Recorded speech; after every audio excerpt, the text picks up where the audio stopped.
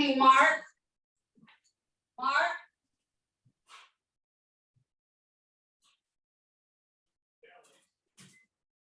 The program on voter registration's on the Zoom. Can everyone see that? Okay.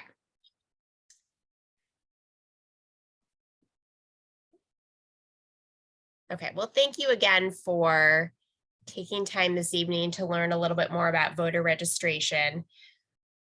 We are going to cover a number of topics. We're going to talk first just generally about Ohio voter laws, who can vote, the different forms you need for voting, different information about how, where, and when you can vote, and then some specific issues and what is going to be on the ballot in November 2022. So like I said before, feel free to interrupt me if you have a specific question, or you can put questions in the chat and I will get to them at the end. So first of all, who can vote in Ohio? You have to be a US citizen. You have to be an Ohio resident.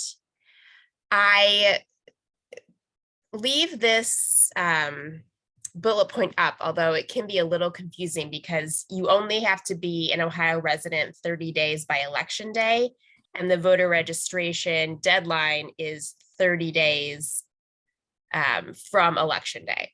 So if someone is living in Ohio and they still are within the time period that they can register before the next election, they will be considered an Ohio resident by the time they get to election day. You have to be 18 by election day. That is specifically important if you are talking to young voters. So if you are at an event and you're talking to someone who's 17 and their birthday is October 20th, they can go ahead and register now, as long as they will be 18 by election day, which this year is November 8th.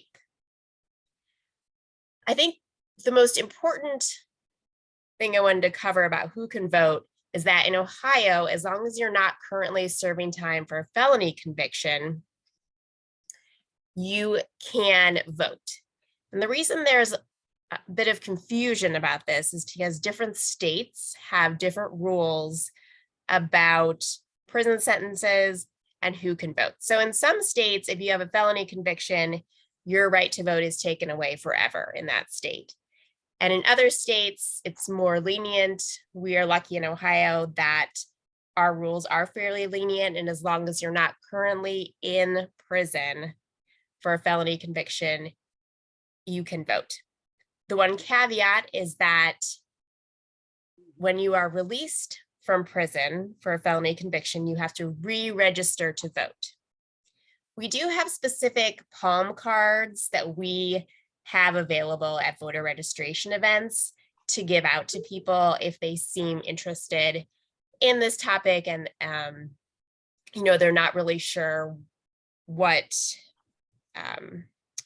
if they are able to vote or not. So we have specific written information, and sometimes that is helpful to just give out to people because it can be kind of an uncomfortable topic that not everyone is wanting to talk about to a stranger at a festival.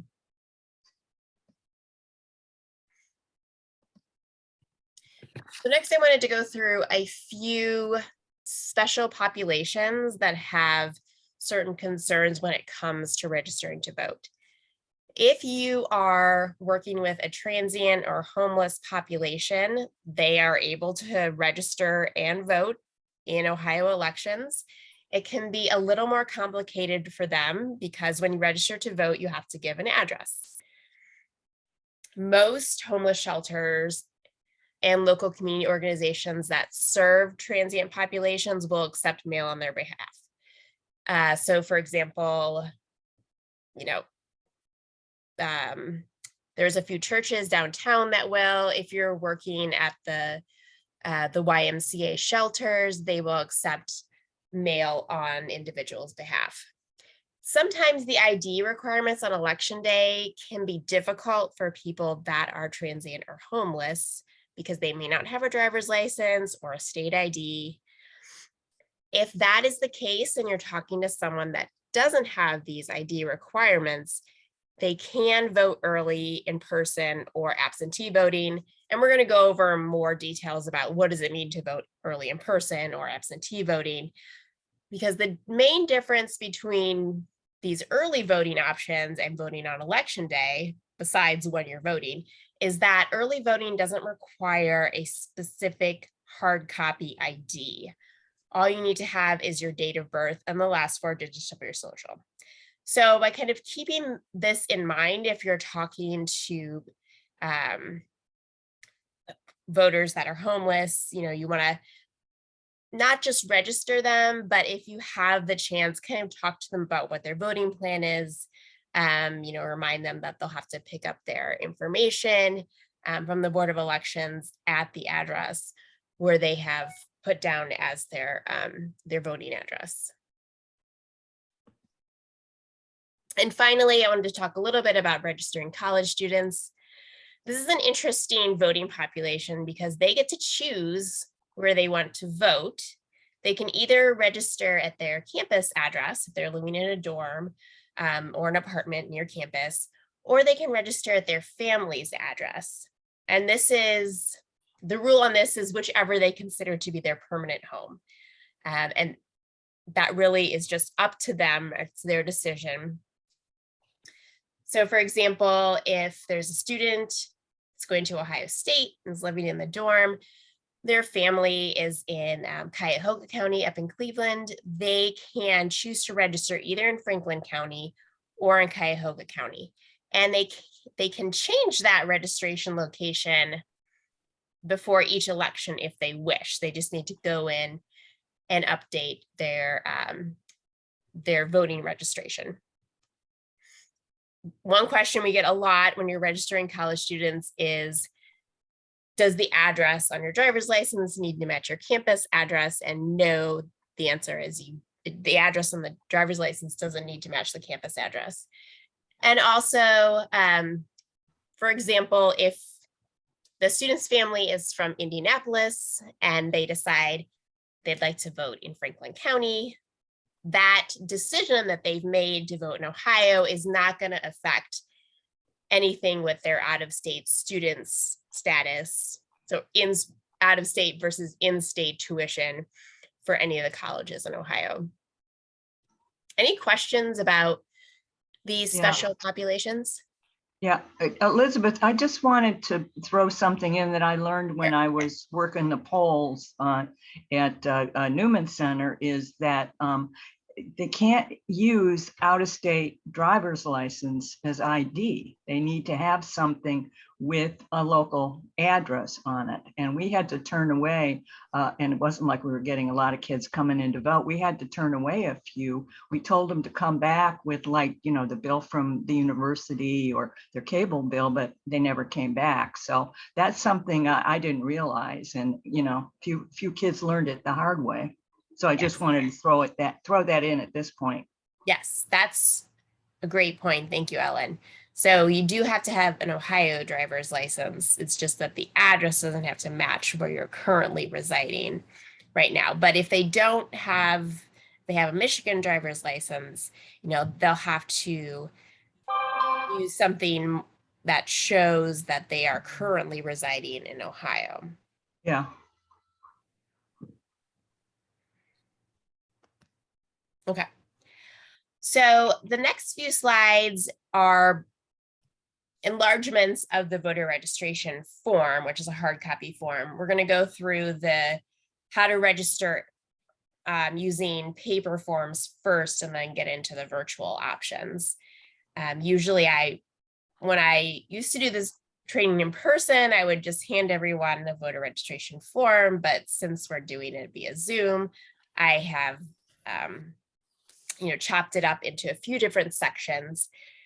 It is a pretty straightforward form, and you can use the form for any type of voter registration or voter update. So if it's the first time someone is registered to vote, you can use this form. If someone has registered to vote, but they have moved and just want to update their address, you use this form. If someone has changed their name, you use this form as well. So the first two questions are often missed, but they're important. You want to have them check that they're a US citizen and they'll be at least 18 years of age by the next election. And then they'll fill in their name, their address. Number 8 is the county where you live. A lot of people, or sometimes people will put in United States because they read it as country. You put in your birth date and either your Ohio driver's license or the last 4 digits of your social security. I also encourage people to put their phone number in. That way, if there's a problem with the form, they can be contacted. The middle part of the form is what you would fill in if you were updating your address or changing your name. So if it's the first time that you've registered to vote in Ohio, you can just leave this section blank. And then finally, you want to have the voters sign the form within the dotted line and make sure they're putting the date as today's date and not their birth date. That's another common mistake. I had a quick question. Oh, go ahead. And I forgot what it is now. Telephone number. It will not be given to anybody else. I know people are going to say, you know, are you going to sell my telephone number? Or it would only be the Board of Elections that would be using that number. Yes, it's only the Board of Elections. Occasionally I use that phone number though, if I'm looking at the form after they filled it out and I know that the Board of Elections won't accept it because there is a problem with it.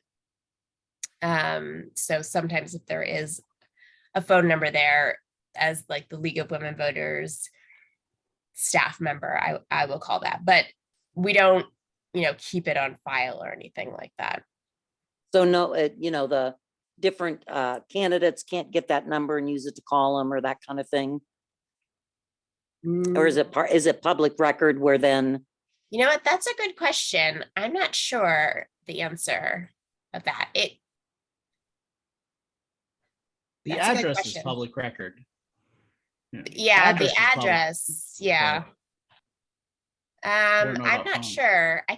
The way I would find out that information is by going to the Franklin County Board of Elections website, and you can like look up your voter registration record. And it'll show like a profile on you, you know, how often you voted, what Which elections. yeah. Right. So I don't know the exact answer right now, but I can look that up. And I always send a follow-up email after I finish the training the next day. So I will be sure to include that because that is a good question. Folks get fussy about, you know, don't want people calling them kind of thing. Yes. So yes, it is voluntary. They don't have to fill that in if they don't want to. So common errors on the form that we haven't talked about. You cannot put in a PO box number for this form because the Board of Elections assigns you a polling location based on the address you put in. So it has to be an actual physical location so that they can assign you the appropriate polling location. And when you are at an event and you are collecting voter registration forms that people are handwriting, please make sure that they're writing legibly.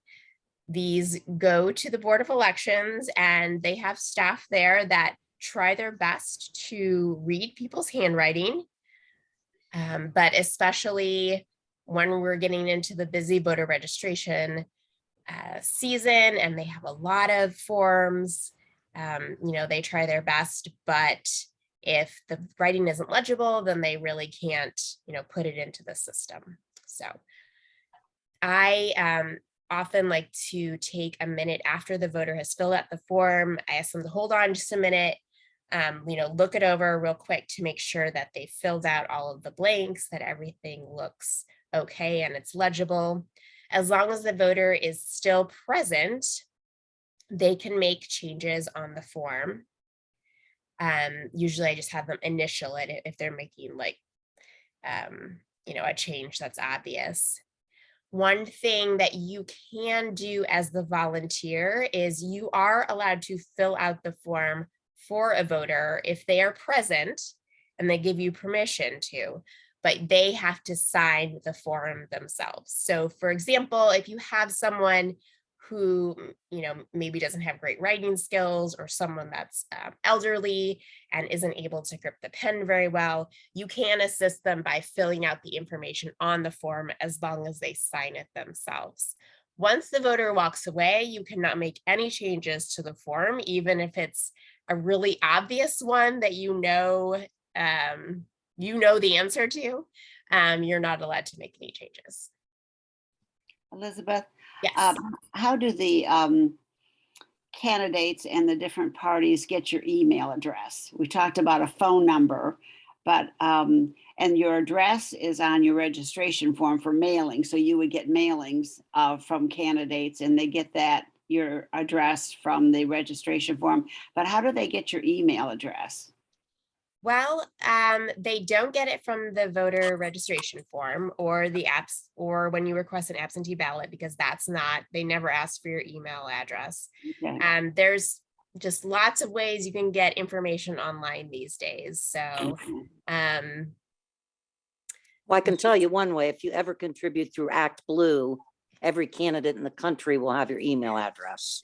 yes, a lot of ways that they get email addresses is if you've given a donation to a candidate, then your email address gets into circulation, same with a phone number. So in this age of virtual transactions, it is very easy for them to get your email address, but that is not something that is ever asked for on an official Ohio voter form. Okay. This is my first time that I had so many, not only mailings, but email addresses on my computer. Yes. And I thought, what happened here? Yes. Okay, It's pretty easy to find out information about people online. So, and once you get in the system, it's kind of hard to get out of it. There is also, right, a mechanism for say someone dealing with domestic violence or whatnot, to have their address hidden, that involves the Secretary of State's office, right? Yes, that's correct. Thank you, Chris. That is a little cumbersome. I wish that it would be a little easier to use, but there is a program where you can register to vote if you've been a victim of domestic violence, and your address, none of your contact information will be released as a public record. So if you run into a situation like that, that's a very specialized situation. They have information about that on the Ohio Secretary of State's website. That's probably something that you would have to do some digging into. It's not something that most volunteers would know how to handle, when they're doing voter registration, like at a farmer's market or things like that. But there is a program through the Ohio Secretary of State where they can register to vote and have their information remain private. Elizabeth, Yes. on the voting address, PO box versus mailing address, I registered Otterbein students pre-pandemic, and Otterbein asked us specifically to put their PO box numbers on there because that sorts their mail and gets it to the right student. And I can't remember exactly what we did, but somehow I think we put both addresses, the mailing address and the PO box. Do you know how that might be handled? So I can see a university asking you to do that. And if you are doing voter registration for a university, they often have very specific directions about how they want their students to be registered, because, students know their dorm name and their dorm room number, but they may not know the street address of the dorm. So when I've done voter registration, like with Otterbein or with Capital, they give me a sheet and it gives me specific instructions. What do we want you to put on for this? So if you are in that situation, definitely follow what the university wants you to do, because that's a little bit more complicated. This information about PO boxes is more for just the general public. So if someone lives in Hilliard and they have a PO box, if they just put the PO box, then the Board of Elections won't know where to assign them. But for a university, it is a little different. So all this information that I'm telling you is general information. And if you receive more specific but different instructions from an organization that is where people are residing, or I would think homeless shelters might be like that too. Yes, correct. So homeless shelters often will give you specific instructions on a written piece of paper on how they want things handled, because they have a lot of administrative work when it comes to sorting the mail and making sure everyone is getting the mail. So take everything I'm saying here as general instructions, but if you receive instructions that's a little different based on where you are, please follow that. But oftentimes when the league does a voter outreach event, we have our volunteers collect the completed registration forms, and we turn them in for the individuals. Now, of course, if an individual wants to mail in their own form or turn their own form into the Board of Elections, they are certainly welcome to, but we are happy to take that step for them. There are a few rules when it comes to this. Forms must be turned in 10 days after the voter registration form is completed. And that's if you're returning someone else's form, or by the voter registration deadline, which this year is October 11th. Do you mean within 10 days after the form is completed? Within 10 days? You said 10 days after. It's 10 days after. It has to be 10 days after. It can't be before? Oh, no, it can be before. Okay, that's why I'm hold saying on to it. within, Yes, within 10 I'm days, sorry. no more than 10 days. Okay, thank you. Yes, sorry, I didn't understand Okay. that. Yes, so you have 10 days from the time that you get that voter form from someone to turn it into the Board of Elections. And there are two options. You can turn it into the Secretary of State's office downtown, but I wouldn't recommend that. I would recommend turning it into the Board of Elections office, which is on Morse Road. And if you are doing a voter registration drive through the league, I often have individuals return the forms to my house. I have my address up there. But if you were doing a registration event with us, you would receive more detailed information. I have people return the completed forms to me. That way they don't have to worry about getting to the Board of Elections during business hours. And I also, take one last look through on all the forms and make sure everything is completed correctly.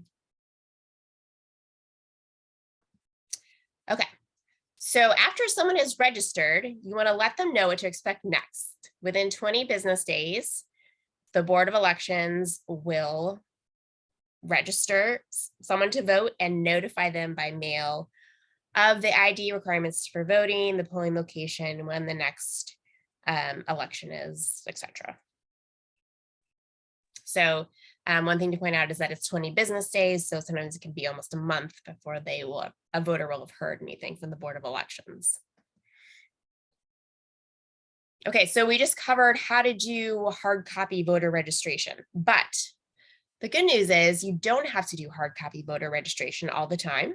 You can do online registration through the Ohio Secretary of State, and Ohio's been able to do that since 2017. They ask all the same questions that we just went over on the form. You'll need to put in your date of birth and last 4 digits of your social. This works really well for most people.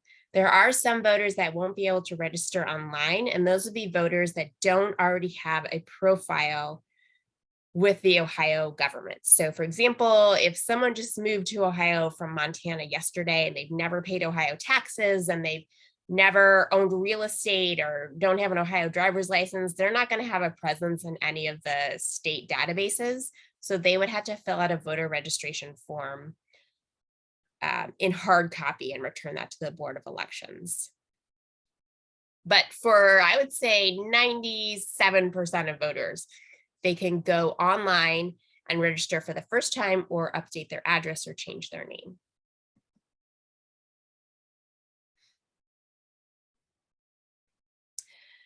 So next I want to talk just a little bit about voter purges and why we recommend that at voter registration drives, you verify everyone's registration. Often when you're at a festival and you're asking someone if they're registered to vote, they say, oh yes, I'm registered. But we often like to rephrase that as, have you checked your voter registration lately? And most people have not. And the reason we say that is because every couple of years or so, the Ohio Secretary of State does a purge of the voter rolls. And there's many reasons why you would want or need to do a voter purge of the rolls. That would remove people that have passed away, people that have moved out of state.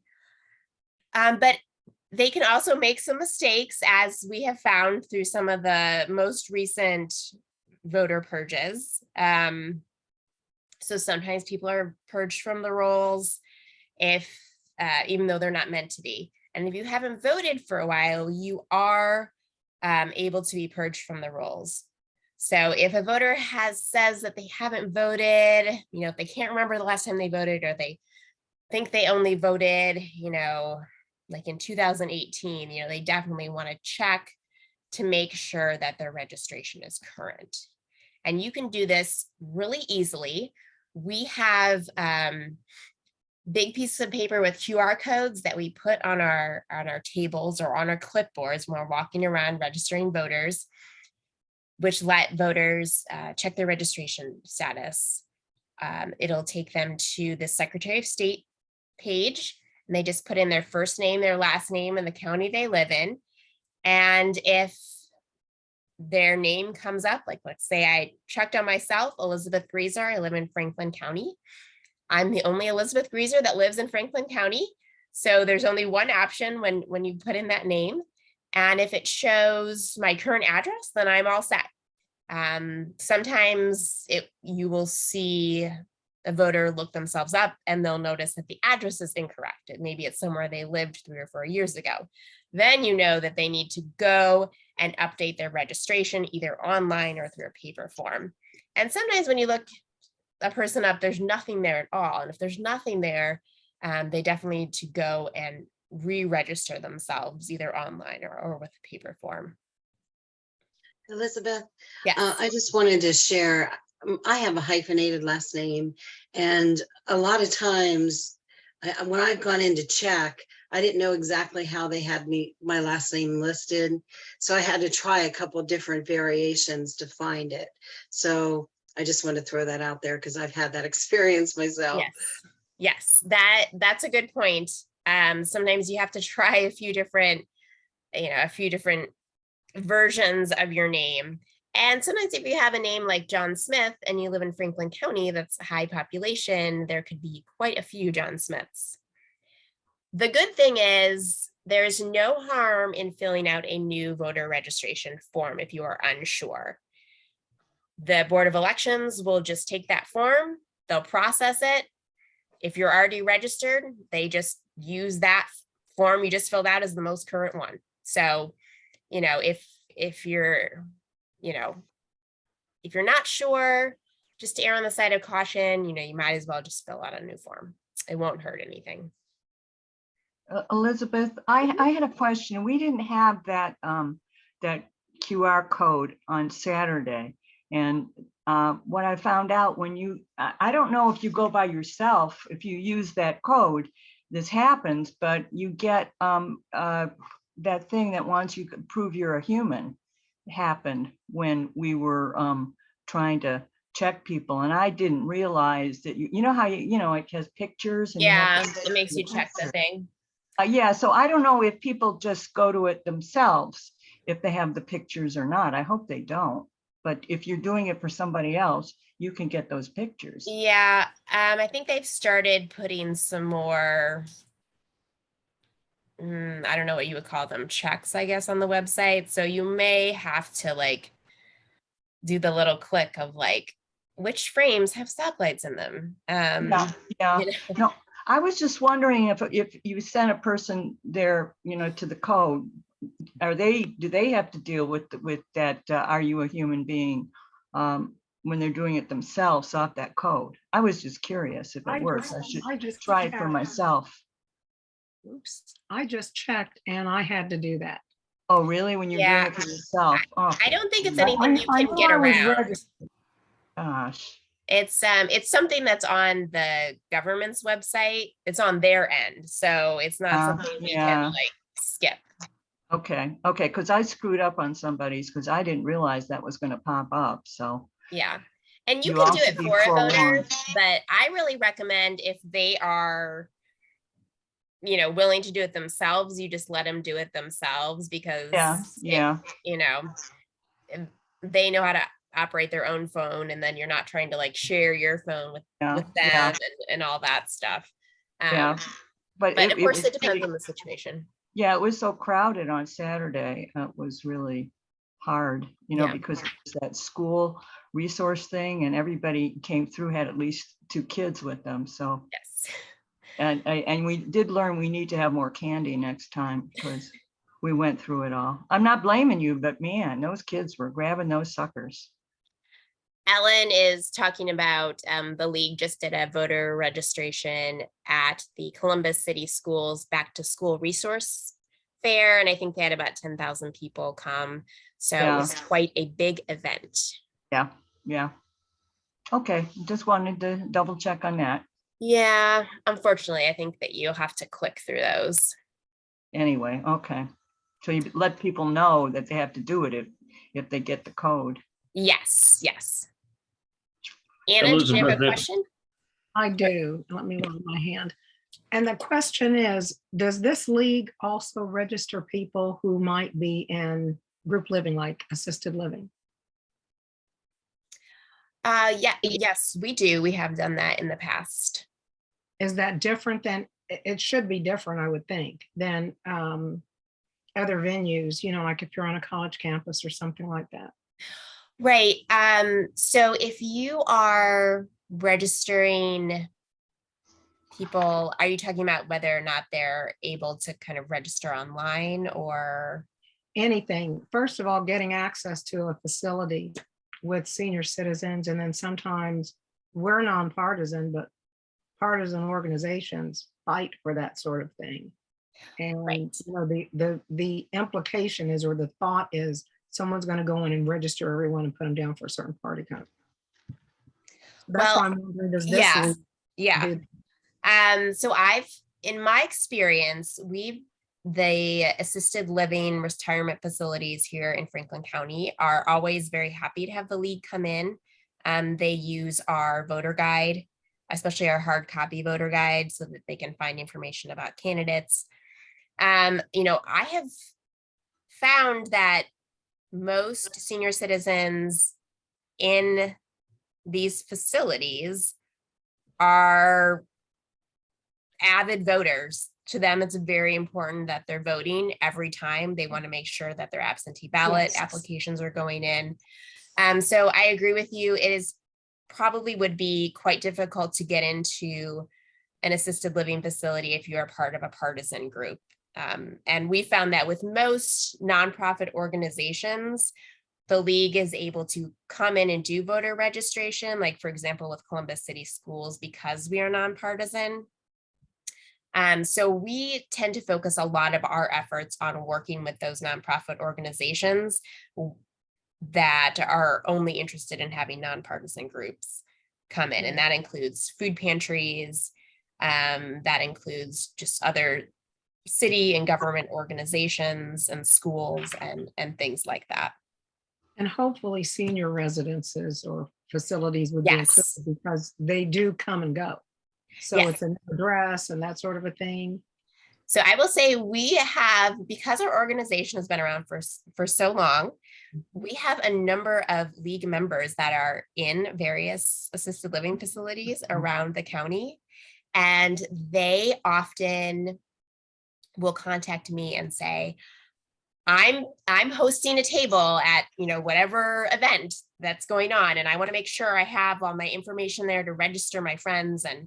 And so we are always interested in going into those facilities and getting people registered. And we have a number of league members that have been league members for a long time and are currently in those facilities. But I'm always happy to take new contact information for new assisted living facilities, because they're usually interested, especially in hard copy information.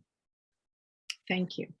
And as a point of clarification, I'm not that new now to this area, but I've lived in a lot of different states working with the league. And it's Okay. different in every state. And that's why I'm checking that, why I'm participating in this. So I'm Great. delighted to hear that we've got members that have sneaked in there. Great, thanks, Anna. Tom, did you have a question? Yes, I did. On the previous slide, if the voter goes to check their registration status on the Secretary of State website and let's say their address is out of date, can they change it there, or do they have to submit a whole new registration form? So they can stay on that same website and update their address online if they want to do it online. Their other option is to fill out a whole new paper form and submit that. You can do it either way. Usually if they're online, they just choose to continue to completing the process online, but you can do it either way. Okay, thank you. Question with regard to particularly young adults, such as my daughter, who've moved to several states and continue to get the voter registration information to our home, though she hasn't lived here in 10 years. Yes. I know eventually they'll be purged. I know she's honest. I know she's not voting in Ohio and Washington State and Oregon and Colorado, but she probably continues to be registered in those places, despite being told, you really need to contact them and get your name off the rolls in that state when you move. What about that? So our election system is not a national system. I mean, as you all know, it's really governed by the states, and all the states have different rules, and they have varying levels of communications between each other. With a lot of states, if you register, for example, in Florida, and you have, 3 years ago when you were living in Ohio, you registered here. Florida will send a notification to Ohio that says, hey, we see that so-and-so has registered and we know that she has records from Ohio. So we're letting you know that. And people can be taken off the rolls that way. There are regular purges that happen 1 to 2 years where people are taken off the rolls. There has been a lot of research these last 2 years, especially about voter fraud. Yes, and these exactly. issues have been investigated extensively. And they have found little to no evidence that this is happening on any kind of routine basis. So again, at this point, we're relying on communication between states and the regular. Okay, just wondered if that is an issue and how This important. it is question for comes people up very Yes. often. So you are Yes. not the first one to ask this question. Yes. Okay. Thank I you. can sort of speak to that. The previous owner of my condo apparently didn't notify them that she'd moved. And I got information from the BOE around the time of the big purge several years ago. And I wrote them and I said, she no longer lives here. Mhm, And I told them the state that I thought she went to. mhm. And then just between the May and August elections this summer, I got another piece of information from the BOE with her name on it. And I kind of assumed they were checking. I didn't open it, but I did email the BOE, and they said that if I put no longer lives here on the envelope and put it back in the mailbox, it would be returned to them and they would take her name off. I haven't checked to see if they actually did, Hmm. but it is possible, I think, now to get someone's name taken off. Mhm. Yes, it is often, or sometimes if someone passes away, their family will notify the Board of Elections and they will take them off. The Board of Elections and the Secretary of State is very sensitive to this issue because it's become so politicized in the last few years. And so they are doing everything that they can possibly to make sure our voter rolls are correct. Even going so far as to go a little bit overboard, we at the League of Women Voters would say perhaps pushing the bar a little bit too far by taking people off that weren't supposed to be taken off. But yes, this is an issue that they are very concerned about. So. And Elizabeth, if they are taken off, then they can just re-register? That's correct, yes. Okay. An interesting little side note is Jen Miller, who's the executive director of the League of Women Voters of Ohio, was purged in 2020 through a voter, through one of the Ohio voter purges, and she votes in every election, and this is her job. So just, make sure you check your registration. That's the point of that story. Okay, let's move on to voting options this fall. After you've registered someone to vote, if you have time and they're willing to talk to you for a few more minutes, you can follow up with them about what their voting plan is. There's 3 different options. They can vote at their polling location on election day. Polling hours are 6:30 a.m. to 7:30 p.m. They can vote early in person beginning October 12th. There's only one place they can go in the county, the Board of Elections office on Morse Road. Generally, those are Monday through Friday, 8 to 5 p.m. There are some additional hours the last 2 weekends before Election Day. And in the state of Ohio, every county has the same early voting hours. So that's just something to keep in mind if you're talking to someone from Delaware County or Licking County. And then the third option is that they can do absentee mail-in ballots. That also starts October 12th, and those must be postmarked by November 7th. Now, absentee ballot applications. The Ohio Secretary of State is going to be mailing out absentee ballot request forms, so not the ballots, but just a request form to all registered voters sometime this September. So if you're a registered voter, you should expect to receive an absentee ballot request in the mail from the Secretary of State.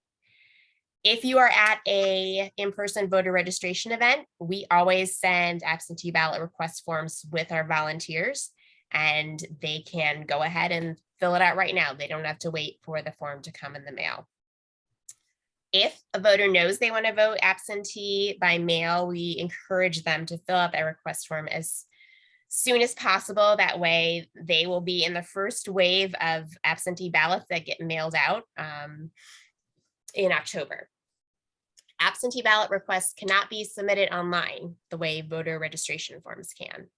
They have to be printed out, signed, and either mailed to the Board of Elections or driven there and dropped off. And you'll do that if we give them to you with registrations. Correct. Yep. So if you do a voter registration event with the league and you have like 6 absentee ballot forms and 4 voter registration forms, you just put them all in an envelope and give them to me. And a person can register to vote and fill out the absentee ballot request form at the same time. That's very common. I just put those 2 together with a paperclip and hand them in, and the Board of Elections takes care of those 2 simultaneously. So you might want to talk to someone about the difference of voting by mail versus voting in person. A lot of people like to go in person and use the machine. We encourage people, if they're going to vote by mail, to get those postmarked and put back in the mailbox as soon as possible so that it has time to get the board to the Board of Elections. The Board of Elections can count absentee ballots that are received 10 days after the election. So as long as it's received by November 18th this year, that absentee ballot will be counted. And of course, by that time, the election results have been, we would assume that the election results will already have been announced, but your absentee ballot will still be counted if it gets in after the election. Okay, here's I don't know if you can see the top of this, but this is the absentee ballot request form. It pretty much asks the same information as the voter registration form. You will, for this particular election, you'll want to make sure they check the general election. You can put in the date of election as November 8th. If this is left blank for some reason, it's okay. They understand that it's this general election that they are requesting it, but it is nice if you can put in the date. And then you want to make sure that someone signs it and dates it today's date. You can request that the absentee ballot be sent anywhere. It can be sent out of state if you know you're going to be wintering in Florida, but your permanent address is here in Ohio. Or you can send it to the same address that you're registered at. You live in Gahanna and you want to vote absentee. Okay. So one thing a lot of people don't realize is that you can track your absentee ballot the same way you would track like an Amazon package. You do have to sign up for this service, but it makes a lot of voters feel a little more secure about putting things through the mail and getting through this system.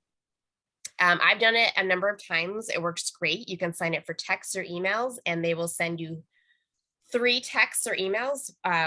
First, when they receive your absentee ballot application.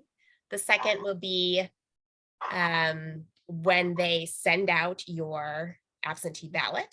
And the third will be when they have received your completed ballot back at the Board of Elections and they process it. So this is a great thing to mention, if someone is like concerned about the process, about putting things in the mail, they want to kind of follow the paper trail.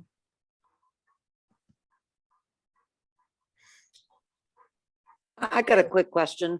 Will the slide you're using be available? Yes. Okay, because like that, I didn't write down the. I don't expect, yes, I definitely don't expect you all to remember everything that we've gone over tonight. So I'll be sending out the slides. I'll try and send out some of the links as well, and some of the questions that we've talked about. And of course, if you have questions, afterwards, you can definitely reach out and I'd be happy to answer any of that. Yeah, it's those links I didn't write, get it written down. Right. They're too long and cumbersome to write down. So what's on the ballot in Franklin County? If you're doing voter registration with the League of Women Voters, we tend to be fairly general about this because we are nonpartisan. So we do not support or oppose any particular candidates.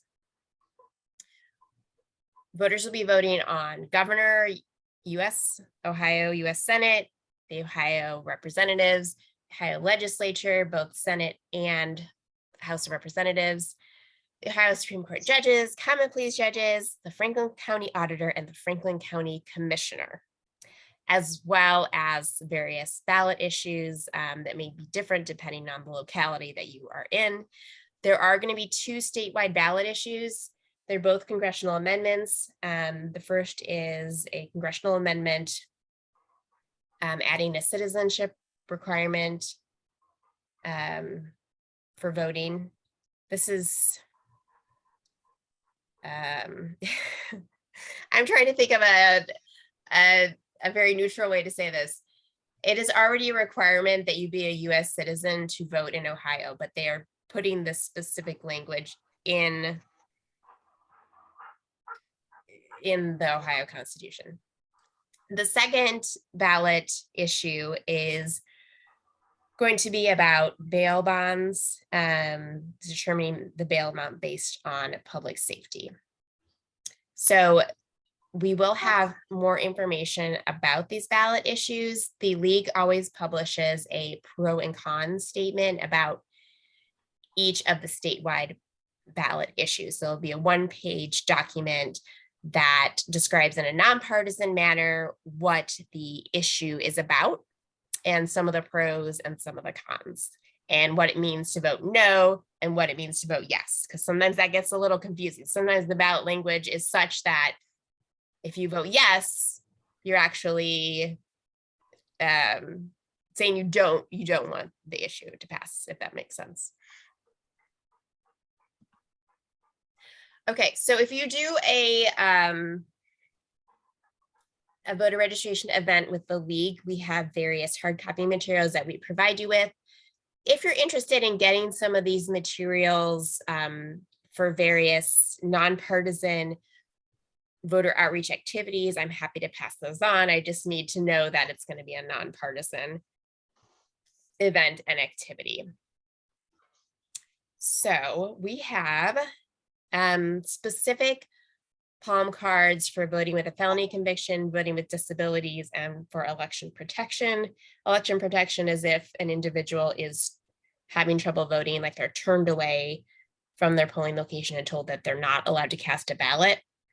Election protection is a 1-800 number that people call, report their problems, and there are attorneys on that line that will kind of walk them through the process and say what they should do next. Okay, so here's some examples. Here's our Power the Vote card. This is a general card that we use for any election here in Ohio. It doesn't give specific dates, talks about the voter ID requirements, the different voting options. It gives voter resources, Vote 411, which is the league's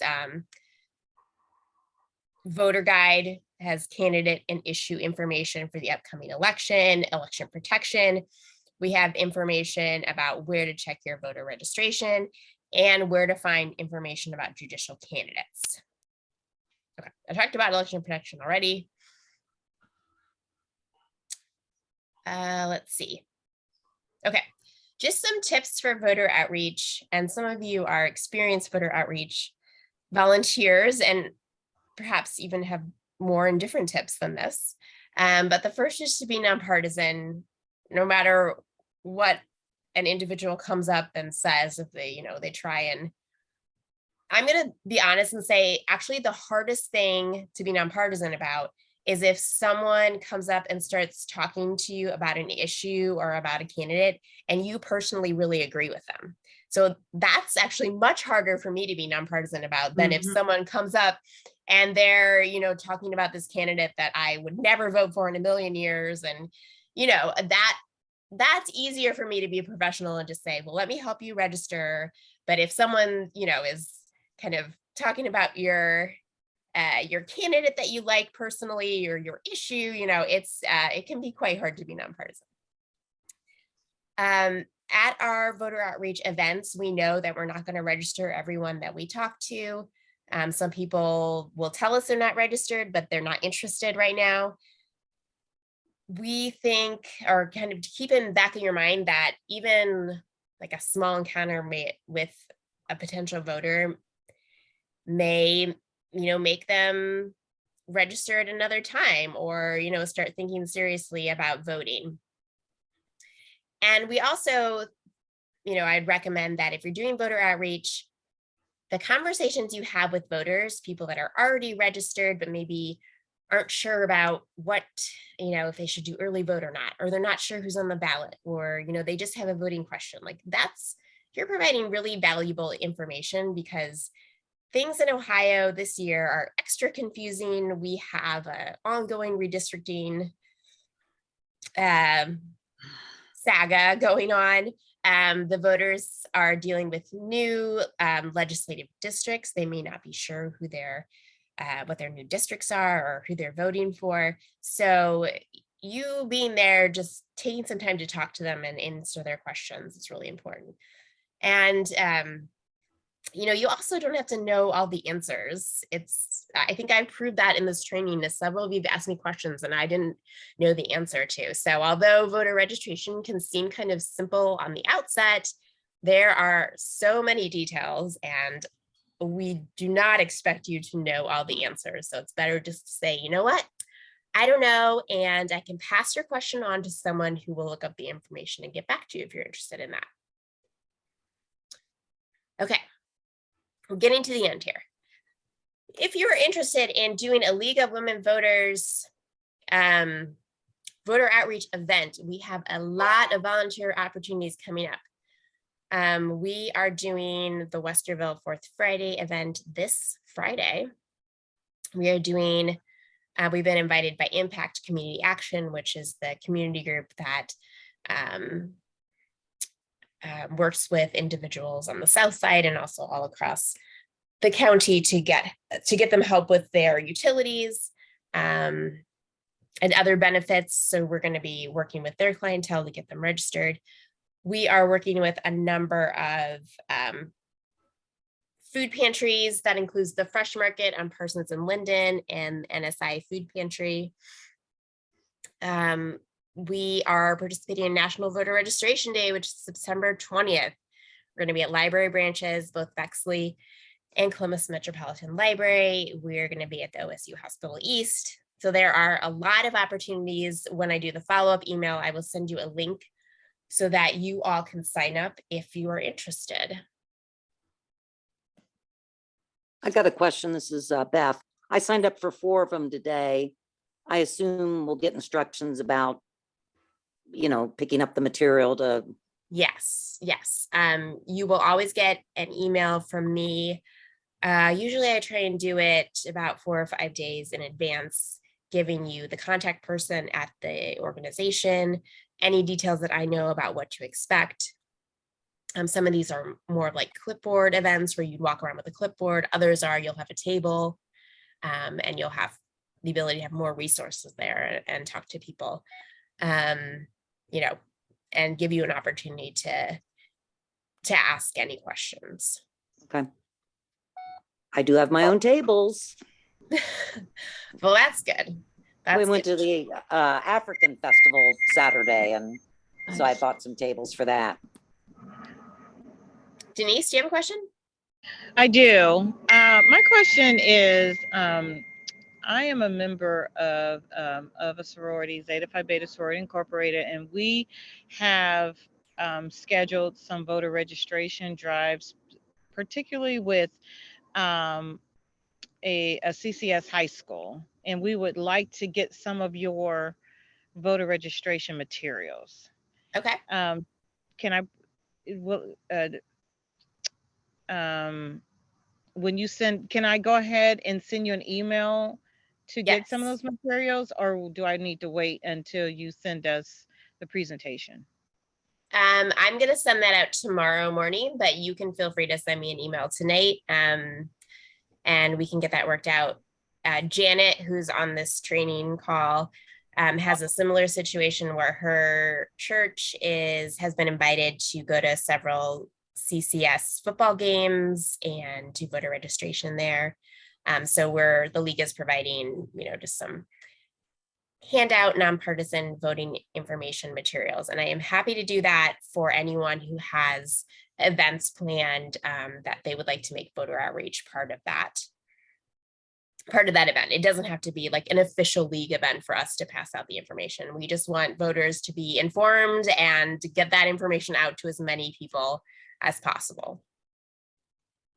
Thank you. This is Beth. Have you ever done an event at Columbus State Community College? Yes. So Columbus State has, and actually most of the colleges in Franklin County, they now have a staff member on staff that heads their community engagement program. So in my experience, they do not like outside volunteers just coming on campus and registering voters. Oftentimes you'll be asked to leave if that's the case. They like organizations to go through this staff member and work with them and have it be more of a student-led approach for voter outreach. But we do have a good relationship with Columbus State. And we've also been to their food pantry that they have on campus and done voter registration there as well. Thanks. Laura? Elizabeth, I have a point of clarification. And it goes back to turning in our paper forms, registration forms that have been completed. If it's from another county, do we turn those into you? Yes. So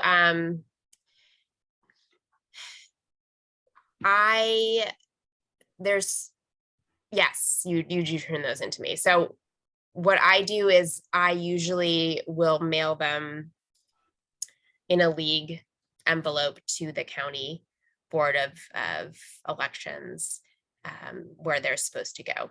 You can turn them into the Franklin County Board of Elections, and what they do, they don't process them, but they will mail them to the correct Board of Elections. So those are kind of the two options.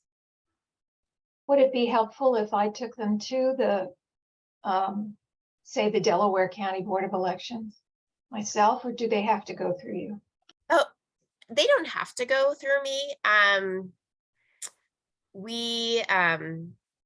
We like to have a general sense of the impact we're making, and some of that is the number of voter registrations that we're doing, absentee ballot requests. So if they come through me, then that's an easy way for me to kind of say, oh, well, we've done X number of things. But I always will like check back with the volunteer and see what your experience was at the event, how many people you talked to, if you think we should do this again, or if it wasn't worth, if it wasn't worth it, or, just to kind of get a sense. But if you want to take it to the Board of Elections, you are welcome to. But, again, most people do just drop it off at my house because they can do it at like 7 o'clock at night. They don't have to worry about, getting to the Board of Elections during business hours, but it's up to you. Can you also just put it in the mail? You can put it in the mail. I think our preference for league events is that we take it personally to the Board of Elections, just because we are taking someone else's voter registration forms in, and we want to make sure that they get there. Yeah. Okay. But you, when we were but you can mail them. Yes. Yeah. When we were there Saturday, there was someone from another county, and I just gave them the mailing address for them to mail it. Yeah. I mean, if I get a voter registration form from Greene County, I do not drive it up to Greene County. I just put it in the mail. So there are limits to that. Any other questions? I have another comment to make, and it goes to the nonpartisan nature of our organization. And I have been challenged by people who come up to me and say that we are not nonpartisan, that we are in fact partisan, and try to start an argument. So you want to be prepared for that and know what you're going to say, know you're going to, not engage in an argument, but you might get that, particularly in the climate that we have now. Laura's right. We are in an extremely polarized political climate right now. The League of Women Voters, for those of you who aren't aware, we are nonpartisan in that we do not support or oppose any candidates or political parties, but we do have positions on a number of issues. And those are anything from gun control to abortion rights, to school funding, to inclusivity in education. I mean, the list of our positions is like hundreds of pages long. And we do advocate on those positions. My response to someone who comes up and questions our nonpartisanship would be that all of our positions are very well researched. We spend at least a year or two studying each issue, and we get membership approval before we do any of our positions. But also that we are here today as an example of if we were at a voter registration event, we're here today to register people in the community, and we want everyone who's eligible to vote, you know, to be registered, to be informed, regardless of who you're going to vote for, or, you know, what your views are. And I would also point people to our candidate guide, because our candidate guide has responses.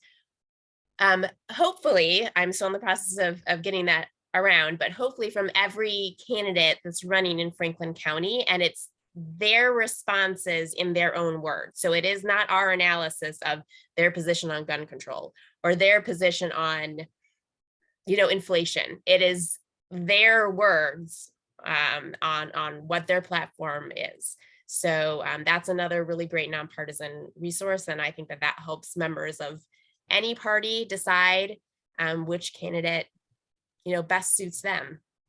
So some people are looking for a fight out there, but in my experience, most people are just very glad that you're there in the community, that you're answering questions, and generally people are pretty friendly.